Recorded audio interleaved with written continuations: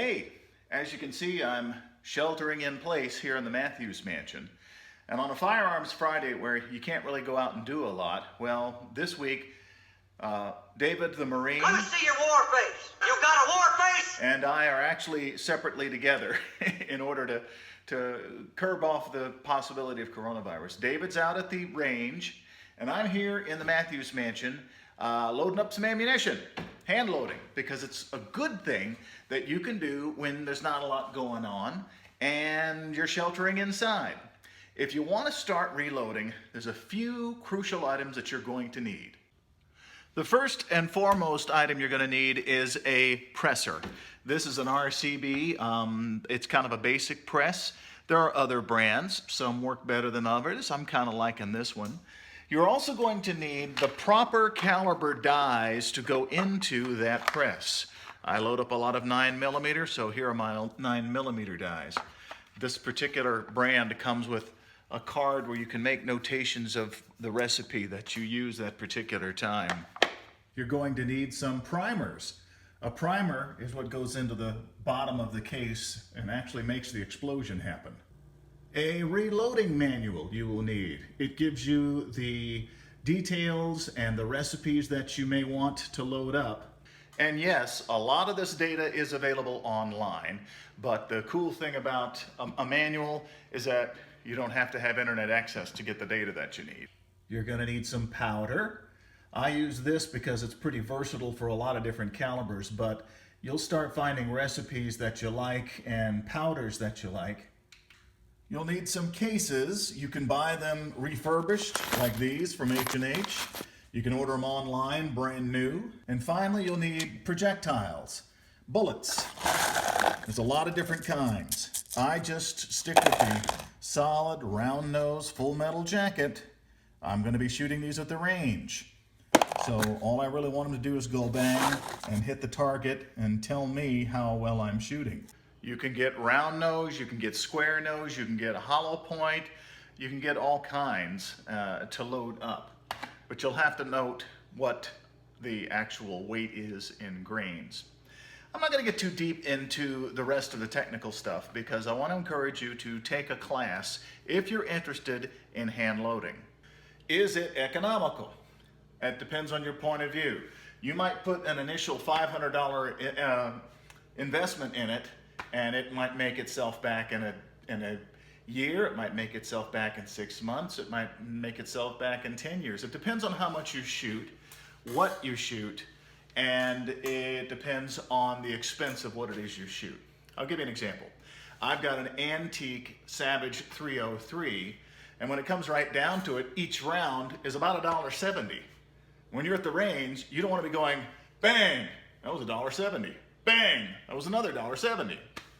9mm, not so much. But times like these, 9mm is hard to get a hold of. Not mine, because I've got a whole bunch hand loaded. The same with some of the rifles like 223. It goes up, it goes down, it goes up, it goes down. But I got plenty loaded, and when I go to the range, I can pick up the brass, clean it up, and reload it 2 or 3 times sometimes. If you are a hunter and very interested in the logistics and the projectile logistics, hand loading can be more consistent than store-bought.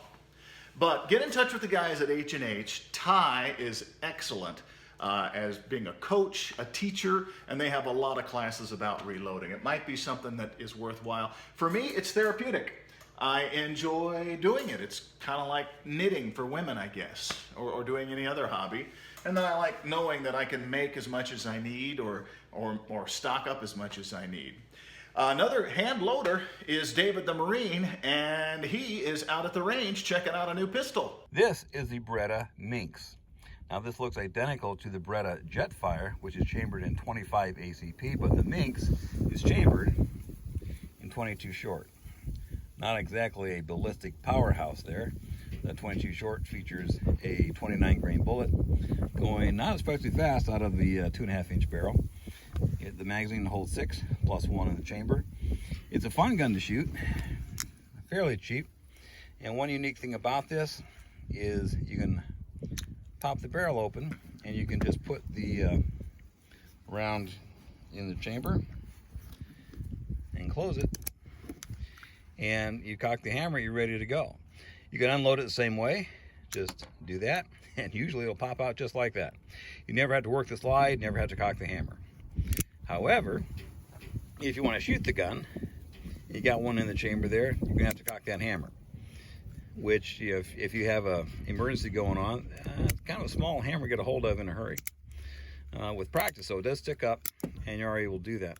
Another option, that tiny safety there, that's on, and it's small, but it's still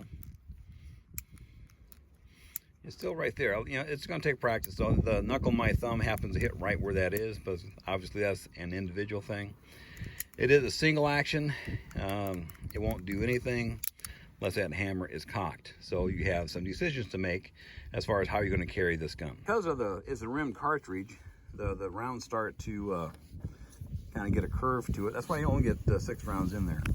The curve gets to be too great. But you see a lot of room up there. They basically modified the 25 ACP magazine for the 22 short. But you know, it's a fun gun to shoot, so let's shoot it. We'll see how this looks. I'm doing it all at once, holding the camera while I shoot and talk. I can't do all of those things.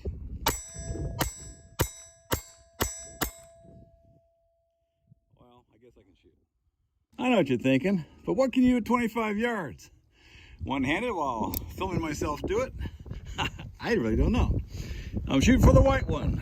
The brown one is cardboard. And a wind picked up.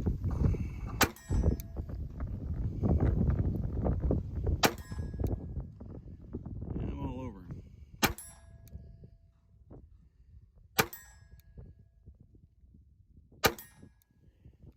Take a look. One-handed in the wind, which has now died down now that I'm done shooting. My first and last shot are right here. Then I have the middle 3 here. So all things considered, that's not so bad for a little pocket gun with a fingernail for a front sight. Believe it or not, I fired these from 25 yards. That's 2 shots there, 2 shots there. Then my last shot was down there from 25 yards. For a little pocket 22 short, yeah, okay, I'll take that.